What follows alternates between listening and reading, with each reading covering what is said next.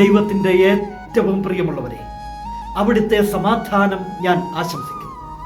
ഇന്ന് കർത്താവ് നമുക്ക് നൽകുന്ന ദൂത് റോമ 12:17. തിന്മയ്ക്കു പകരം തിന്മ ചെയ്യരുത്. ഏവരുടെയും ദൃഷ്ടിയിൽ ശ്രേഷ്ഠമായത് പ്രവർത്തിക്കാൻ ശ്രദ്ധിക്കുവിൻ. തിന്മയ്ക്ക് പകരം തിന്മ ചെയ്തുകൂടാ. ഒരു തിന്മയ്ക്ക് പകരമാവില്ല മറ്റൊരു തിന്മ. അതാർക്കും ചെയ്യാൻ സാധിക്കും.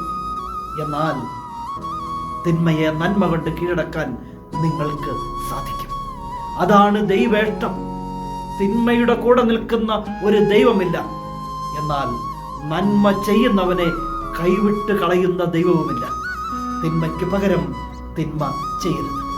കരുണാമയനായ ദൈവം നമ്മെ എല്ലാവരെയും സമൃദ്ധിയായി അനുഗ്രഹിക്കട്ടെ.